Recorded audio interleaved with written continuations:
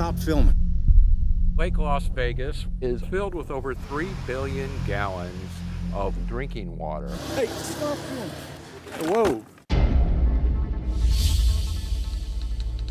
After making You've Been Trump, we showed it around the world, and people kept coming up to me and saying, we've got the same kind of thing happening here. It wasn't always Donald Trump. In the case that I follow in Dubrovnik in Croatia, it's an Israeli billionaire who is bankrolling a development for the super rich.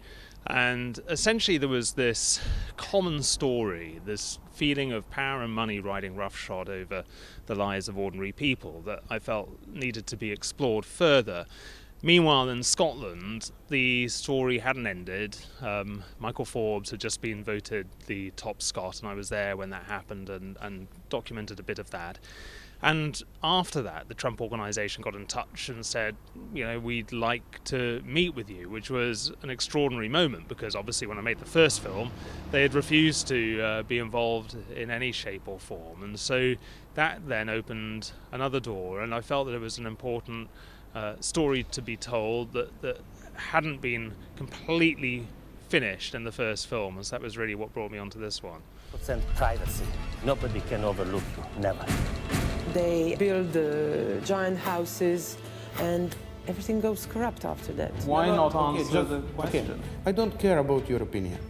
Who are you? The mayor of Dubrovnik has ignored the wishes of the people of Dubrovnik, who carried out the first referendum in Croatia's history.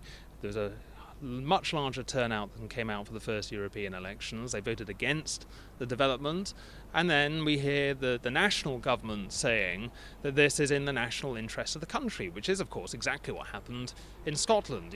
Alex Salmond's government said this is in the national interest of the country, even though the people on the ground, the local people, said we do not want this.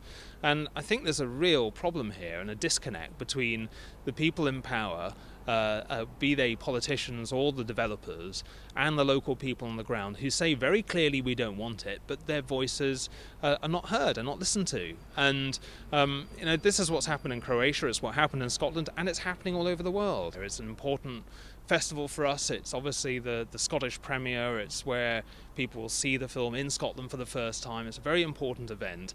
And we also need to raise money through our crowdfunding campaign, which will fund the wider release of the film. I mean, we haven't had any production support for the film. It's been made with some development money from Creative Scotland and the BBC.